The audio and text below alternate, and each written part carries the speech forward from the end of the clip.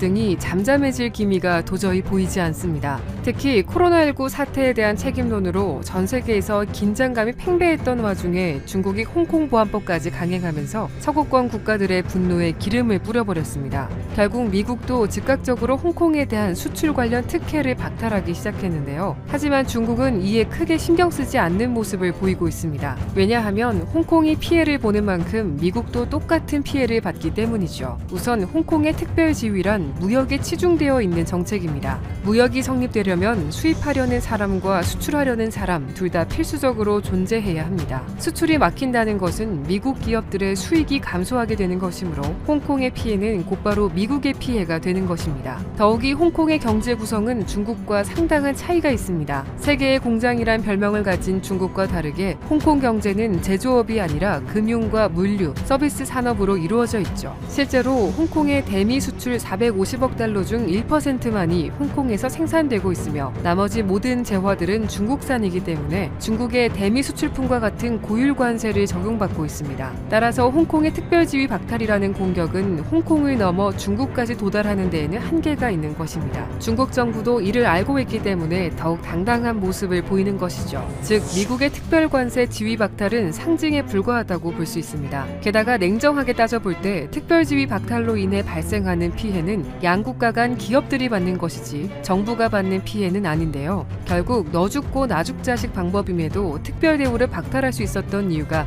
바로 이러한 입장 차이를 배경으로 두었기 때문입니다. 하지만 정반대의 주장도 존재합니다. 영국 경제분석기관 캐피털 이코노믹스에 따르면 홍콩이 수입하는 미국산 제품 중 첨단 지식과 관련된 것은 5%밖에 안 되지만 이런 민감한 제품 수입이 중단되면 홍콩이 중국 본토와 비교해 갖고 있는 커다란 장점이 사라진다는 것이죠. 또한 미국 입장에서 홍콩의 특별지위 박탈은 경제뿐 아니라 지정학적인 의미의 경고를 보여줄 수 있습니다. 우선 중국과 미국은 지정학적으로 완전히 다른 국가입니다. 중국은 밖으로 나와야 하지만 미국은 확장하려는 중국을 가둬야만 합니다. 실제로 이는 미중 간 정책에서도 드러나는데요. 일단 중국은 내륙 정책에 있어서 전 세계에 1대1로를 깔아 중국의 영향력을 더욱 확장시킬 계획을 가지고 있습니다. 또한 남중국해에서 동남아 국가들과 영토 분쟁을 일으키며 해상으로도 세력을 넓히려고 하죠. 반면에 미국은 중국이 해상으로 나오는 것을 막기 위해 남중국해에서 훈련을 진행하며 대만과 한국 그리고 일본의 미군을 주둔시키고 있습니다. 그런데 홍콩은 해안 도시로 중국이 해양 세력을 늘리기 위한 최적의 교두보가 될 수 있는 지역입니다. 따라서 미국 입장에서 특별지위 박탈로 홍콩에서 중국의 세력을 늘리는 것을 막을 수 있죠. 이렇게 미국과 중국 간의 카드 싸움이 계속되고 있지만 역설적으로 양국 간은 완벽히 헤어질 수 없는 국가입니다. 세계 경제를 주도하며 경제적으로 공생관계로 남을 수밖에 없는 미국과 중국을 합쳐 부르는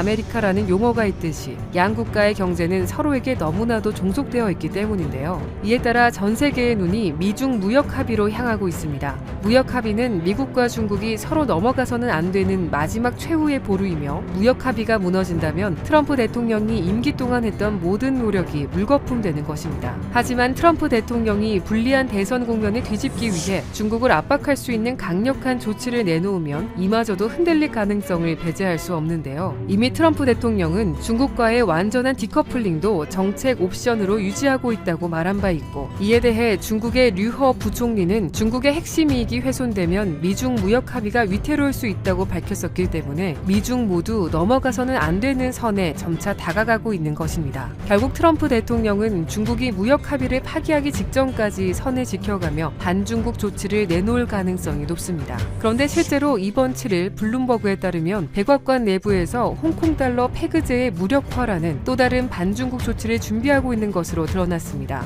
페그제란 홍콩 달러 환율의 변동폭을 일정 수준으로 고정시키는 것을 말하는데요. 구체적으로 달러당 7.8 홍콩 달러 수준에서 움직이지 않도록 만드는 것입니다. 즉 홍콩 금융관리국이 1 미국 달러를 가지고 있으면 시장에 7.8 홍콩 달러를 푼다는 의미죠. 이러한 페그제는 홍콩 경제를 발전시킨 강력한 배경이 된 것으로 평가받는 정책입니다. 왜냐하면 금과 달러를 정해진 비율로 교환했었던 금본위제처럼 홍콩 달러가 기축통화인 달러화에 완벽히 연동되어 있어 해외 기업이나 투자자들이 환차이로 인한 손실 없이 자유롭게 경제 활동을 할 수 있도록 만들기 때문입니다. 이렇게 홍콩의 성공 중 하나였던 페그제를 미국이 무력화하겠다고 거론하는 것은 사실상 홍콩의 금융 허브 지위를 흔들겠다는 목적으로 볼 수밖에 없는데요. 하지만 홍콩의 특별지위 박탈과 같이 페그제 폐지도 홍콩과 연계된 미국 기업에 큰 피해를 안겨줄 수 있어 미 정부가 강행할지는 미지수입니다. 더욱이 트럼프 행정부 내에서도 거센 반발이 일고 있는 것으로 알려졌죠. 금융 안정성을 높이는 페그제를 건드리기 전에 미국과 홍콩 간 범죄인 인도 조약을 파기하는 등의 조치를 먼저 고려해야 한다는 것입니다. 게다가 페그제는 미국이 따로 부여한 혜택이 아니기 때문에 이론적으로 홍콩이 독자적으로 유지할 수도 있죠. 물론 전문가들은 가능성은 낮지만 미국이 국제은행 간 자금결제 통신망에서 홍콩만 따돌리는 극단적인 선택도 가능하다고 말하고 있습니다.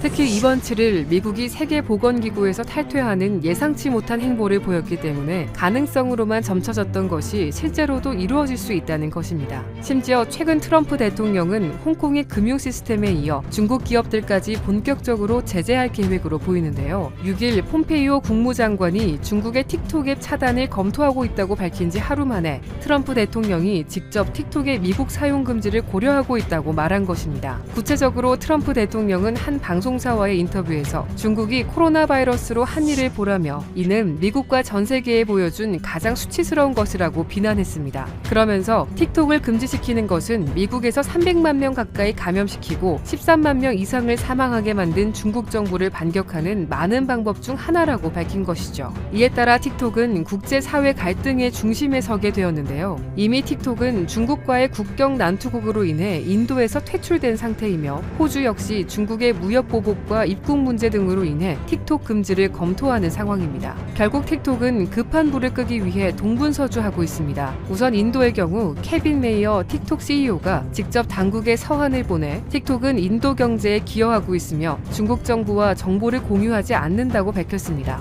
또한 앞으로 인도의 데이터 센터를 구축하고 현지 채용을 늘리는 등 인도 시장에 대한 투자를 늘리겠다고 약속했는데요. 여기서 한 발 더 나아가 틱톡은 중국 정부가 인도 사용자들의 데이터를 요청한다 하더라도 회사 측은 이를 따르지 않을 것이며 틱톡은 중국으로부터 자유롭다고 애원했습니다. 이렇게 틱톡이 인도에 매달릴 수밖에 없는 이유는 인도가 틱톡의 최대 시장이기 때문입니다. 월스트리트 저널에 따르면 인도의 틱톡 다운로드 건수는 6억 6천만을 넘어섰죠. 심지어 앞서 틱톡은 중국이 보안법을 강행한 이후 즉각적으로 홍콩에서 스스로 철수하겠다고 밝힌 바 있습니다. 이러한 모습은 중국의 본거지가 된 홍콩에서 벗어나 미국을 비롯한 전 세계 시장 사이에서 균형을 잡으려는 시도로 볼 수 있는데요. 더욱이 틱톡 입장에서 홍콩을 버리는 전략은 가장 손쉬운 방법입니다. 왜냐하면 홍콩에서 나오는 수익은 전체 비중에서 1%도 되지 않기 때문입니다. 즉 미국과 인도의 거대 시장과 비교해 보았을 때 홍콩의 손실은 아무것도 아닌 것이죠.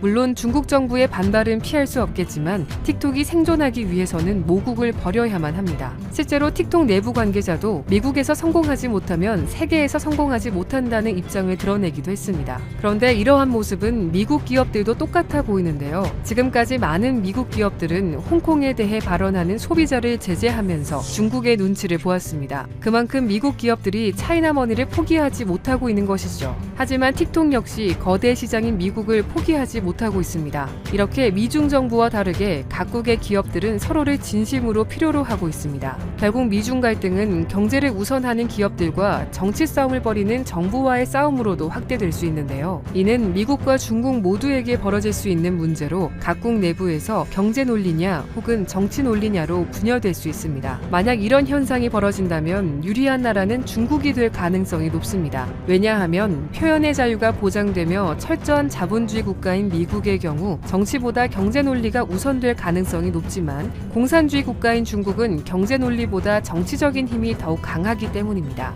따라서 트럼프 대통령 입장에서 자신의 지지율을 높이고 세력을 유지하기 위해서는 반중 정책을 장기전으로 끌면 안 되며 짧은 시간 내에 중국으로부터 확실한 이득을 보고 빠져나와야 미국에게 이익이 될 수 있습니다. 그런데 지지율 하락에 고전을 면치 못하고 있는 트럼프 대통령이 지지율 상승을 위한 반중 정책 외에 또 다른 방법을 찾아낸 것으로 보이는데요. 바로 북한입니다. 27일 미국의 소리와의 인터뷰에서 트럼프 대통령은 도움이 된다면 3차 북미 정상회담을 할 것이라고 말하면서 현재 북한에 대한 자신의 생각을 밝혔습니다. 지난 대선만 해도 많은 사람들은 내가 당선된다면 북한과 전쟁이 일어날 것이라고 했지만 지금 상황을 보라며 현재 나는 김정은과 매우 좋은 관계를 맺고 있다고 이야기한 것입니다. 또한 북한이 계속해서 핵무기 개발을 하고 있다는 지적에 대해선 앞으로 지켜봐야 할 문제라며 북한은 9,000마일이나 떨어져 있고 지금까지 그 누구도 죽임을 당하지 않았기 때문에 그런 것쯤은 괜찮다는 것입니다. 이러한 대답으로 보아 현재 트럼프 대통령은 북한의 핵보다 대륙간 탄도미사일이 완성되지 않았다는 것에 집중한 것으로 보입니다. 하지만 김정은과 친하다는 트럼프 대통령과 다르게 북한은 계속해서 미국의 강경한 모습을 보여주고 있는데요. 우선 앞서 지난달 29일 미국의 북핵 협상 수석 대표인 스티븐 비건 국무부 부장관이 북한을 향해 외교의 문이 열려 있다고 말하며 북한을 다시 대화장으로 끌어내기 위한 메시지를 보냈습니다. 그리고 비건 대표가 이번 7일부터 9일까지 한국에 방한하면서 북미 회담의 실마리가 풀릴 수 있을 것이란 기대감을 모았죠. 하지만 비건 대표가 한국에 방한하자마자 권정근 북한 외무성 미국 담당 국장은 즉각적으로 담화를 내고 다시 한번 명백히 하는데 우리는 미국 사람들과 마주 앉을 생각이 없다고 밝혔습니다. 결국 어떠한 대화도 진행되지 않고 방한 일정이 끝나버렸는데요. 그런데 이러한 북한의 강경한 모습이 사실은 오히려 미국을 끌어들이려는 의도라는 분석이 나왔습니다.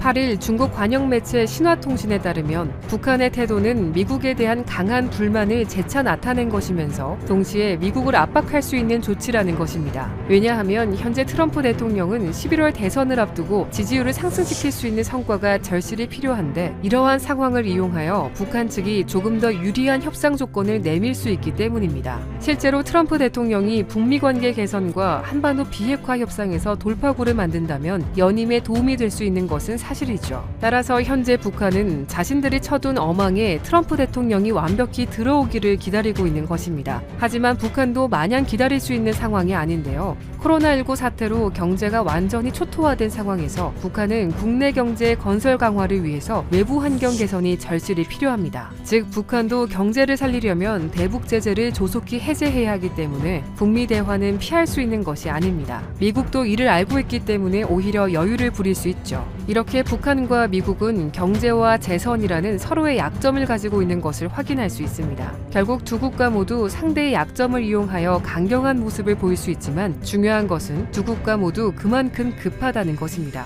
내 약점이 상대방의 강점이고 상대방의 약점이 내 강점인 역설적인 상황인 것이죠. 따라서 북한과 미국의 눈치 싸움은 계속될 것이며 당분간 북미 대화는 진행되기 힘들 것으로 보입니다. 오늘 준비한 내용은 여기까지입니다. 시청해주신 분들 모두 감사드립니다.